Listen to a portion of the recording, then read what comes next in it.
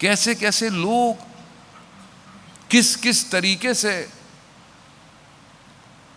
پرسوں رات میں ایک ویڈیو دیکھ رہا تھا, ایک شخص انٹرویو لے رہا تھا, کہتا ہے میں نے بہت ڈھونڈا کہ یہ جو یہاں پہ سبیل لگی ہوئی ہے بہت بڑی, اس کا مالک کون ہے. بڑی مشکل سے پوچھ کے ایک شخص تک پہنچا کہ مجھے پتا چلا کہ آپ مالک ہیں. تو آپ یہ سب کیوں کر رہے ہیں, اتنا آپ کر رہے ہیں؟ تو اس نے بولا کہ میں کرسچن ہوں اصل میں, اور خود پانی لے کے کھڑا ہوا تھا. کہا میں کرسچن ہوں. کہا پھر؟ کہا میرا بچہ شدید بیمار ہو گیا. ڈاکٹروں نے جواب دے دیا. 9 محرم کا دن تھا, میں نے دیکھا میرے گھر کے باہر سے لوگ جلوس اور علم لے کے جا رہے ہیں. ارمانستان کا تھا وہ. کہا لے کے جا رہے ہیں, تو میں نے وہیں کہا علم جس کا ہے, کیونکہ آوازیں آ رہی تھیں یا عباس یا عباس یا عباس. تو میں نے کہا کہ جو بھی ہو, جیسا بھی ہے, میرا بچہ ہو جائے تو میں ساری زندگی آپ کے اس جلوس کی خدمت کروں گا. کہاں کہاں, کون کون. یہ ہوئین حسین کیست کہ عالم ہمیں دیوانی اوست. فارسی کا مصرع ہے نا, یہ حسین کون ہے کہ یہ پورا عالم اس کا دیوانہ ہوا ہے. امام حسین نے دروازوں کو سب کے لیے کھولا ہوا, سب کے لیے. آیت اللہ مہدی شمس الدین جو آیت اللہ عظمیٰ بہجت کے خاص استاد شاگردوں میں سے ہیں, 40 والیوم کی ان کی بک کی سیریز ہے. 5 بکس ہیں جو روزگاران کے نام سے ہیں, اس کے اندر وہ بیان کرتے ہیں. اب آپ دیکھیں کہ امام حسین کتنے کریم ہیں. کہتے ہیں کہ دوسرے مذہب کا کرسچن تجارت کرتا تھا بصرہ کے دریا پہ, حملہ ہوا, زخمی ہوا, سب لٹ گیا, تو ایک قبیلے نے آگے بچایا. قبیلے والے لے گئے, اپنے پاس رکھا, بہت دن رکھا, خیال رکھا.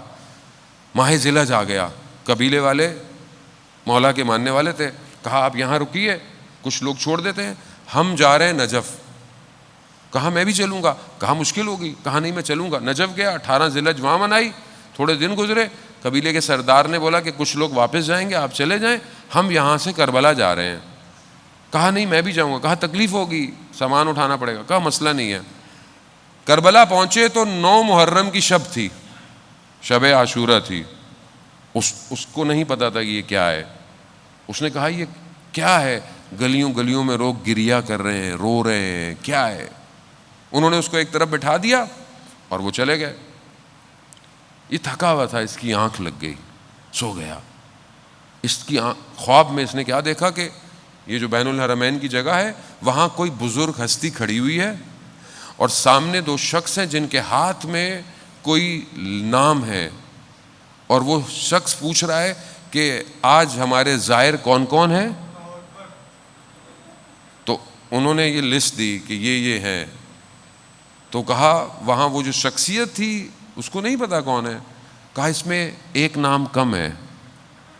وہ کہتے تھوڑی دیر پر آئے, پھر انہوں نے دیکھا, کہا یہی ہے. 2-3 دفعہ جب ہوا تو اس میں جو شخص جن کے پاس وہ فائل تھی, نام تھے, انہوں نے میری طرف اشارہ کیا. کہا مولا آپ کی مراد اس شخص سے تو نہیں ہے, یہ تو دوسرے مذہب کا ہے. تو امام نے فرمایا اس سے کیا فرق پڑتا ہے, یہ ہمارا ظاہر تو ہے. کہا ایک دم میری آنکھ کھلی, مجھے پسینے آئے, اور پھر ماجرا امام حسین. آج کی شب اور کل کی شب تک کچھ چیزیں ضروری ہیں ذرا محترم. ایک, گریا کرنا, حالت گریا میں رہنا, ایک دوسرے کو تسلیت پیش کرنا.